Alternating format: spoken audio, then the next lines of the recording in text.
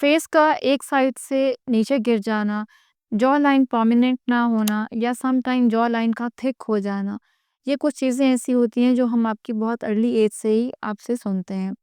इसमें क्या-क्या वजूहात हो सकती हैं और इसके साथ क्या-क्या हो सकता है? जैसे कि अंडर आई हॉलोनेस डेवलप हो गई है अर्ली 20s में या लेट 20s में, या आपने कहा कि अभी कुछ अर्सा पहले तक तो मेरी जॉ लाइन बड़ी अच्छी थी, चिज़ल जॉ लाइन थी और प्रोमिनेंट थी, लेकिन अब मैं कुछ अरसे से नोट कर रही हूँ कि मेरी जॉ लाइन जो है वो थोड़ी-सी सैगिंग सी आ रही है, जॉ लाइन नज़र नहीं आ रही। क्या ड्रॉपी हो रही है या फिर ये कि ये थिक हो गई है?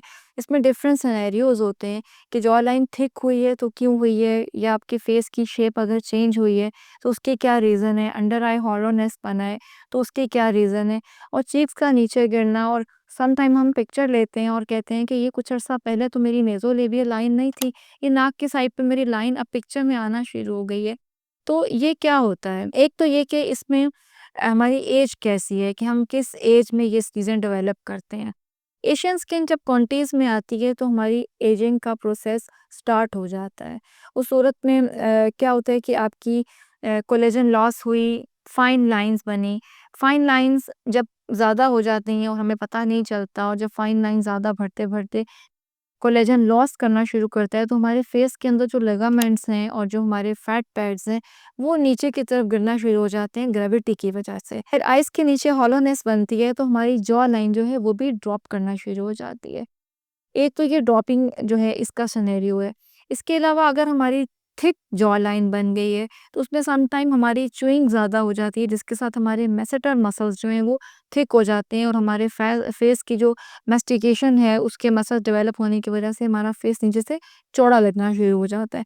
उस सूरत में मैं चेक करती हूँ कि यहाँ पे क्लेंच करके देखिए, अगर आपका मसल यहाँ पर थिक है तो इसका मतलब होता है कि आपका मैसेटर मसल जो है उसकी थिकनेस की वजह से भी आपकी जॉ लाइन इफ़ेक्ट हो रही है।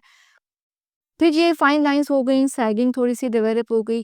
फिर अगर हमने इस इश्यू को यहाँ पर सॉल्व नहीं किया और आपके मैसेटर को नहीं देखा और आपकी जो ड्रॉपिंग हो रही थी उसको यहाँ पर हमने भी करेक्ट नहीं किया, तो फिर ये सिनेरियो आगे चल पड़ता है, जिसमें कि हमारे डीप फैट पैड्स भी नीचे आना शुरू हो जाते हैं सुपरफिशियल के साथ-साथ। लिगामेंट लूज़ करने की वजह से हमारे आइज़ के नीचे हालोज़ बन जाते हैं, क्योंकि यहाँ पर हमारे लिगामेंट हैं जो इनको होल्ड करके रखते हैं। वो लिगामेंट जब लूज़ होते हैं तो फिर हमारी आइज़ के नीचे हलो बन जाता है। तो यहाँ तक तो बात आ गई। फिर उसके बाद जब हमारे फ़ोरहेड का भी सुपरफिशियल फैट पैड है, ये भी नीचे आना शुरू हो गया और यहाँ से एक लेक की तरह ये सब चीज़ें आकर यहाँ पर जमा हो जाती हैं। तो ये अब सिनेरियो आ जाता है हमारा तकरीबन लेट 40s का या अर्ली 50s का, जहाँ पर आकर हमारे ड्रोपीनेस बहुत ज़्यादा हो जाती है। तो उस वक़्त जब आप हमारे पास आते हैं तो आप कहते हैं कि ये जी अब मेरी एज है फेस लिफ्टिंग के लिए, या हमें क्या करना चाहिए? तो फिर मैं आपसे कहती हूँ कि ये ट्रीटमेंट आपकी बहुत पहले हो जानी चाहिए थी। उसी वक़्त हमें लिगामेंट को होल्ड कर देना चाहिए था, उसी वक़्त हमें आपकी स्किन की एज को लॉक कर देना चाहिए था, ताकि आपके जो फाइन लाइन्स थे उसके बाद आगे ये बात ना बनती, जो हम जिस तरह कहते हैं कि भी गल वध गई है। तो उस सूरत में हमने क्या करना है कि हमने अपनी ट्रीटमेंट को, एंटी एजिंग ट्रीटमेंट को हमने जल्दी लेकर चलना है।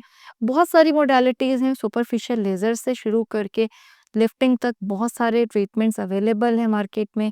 इसमें हमारे पास फ्रैक्शनल लेज़र्स भी हैं, आईपीएल जो हमें फाइन लाइन्स को ट्रीट करता है, रिजुविनेशन देता है। फिर हमारे पास रेडियो फ्रीक्वेंसी माइक्रो नीडलिंग मौजूद है। इसके अलावा हम और क्या ट्रीटमेंट्स मौजूद हैं, फिलर्स हैं, फिर मसल्स को रिलैक्स करने के लिए बोटॉक्स मौजूद है। फेस लिफ्टिंग के लिए हमारे पास बूस्टर्स भी मौजूद हैं, जो कि आपकी स्किन की एजिंग के प्रोसेस को रिड्यूस कर देते हैं। फिर बूस्टर्स के बाद हमारे पास फेस लिफ्टिंग के प्रोसीजर्स आ जाते हैं, जिसमें कि लिक्विड फेस लिफ्ट आ जाता है, नैनो फैट ग्राफ्टिंग के साथ आपका फेस लिफ्ट आ जाता है, फिर थ्रेड्स के साथ आपका फेस लिफ्ट आ जाता है। और अगर आपकी बहुत ज़्यादा ड्रूपिंग हो गई है तो फिर जब उस वक़्त फिर मैं आपको बता देती हूँ कि नहीं, यहाँ पर आपका थ्रेड से भी रिज़ल्ट नहीं आएगा, बल्कि हमें सर्जिकल फेस लिफ्ट की तरफ जाना पड़ेगा।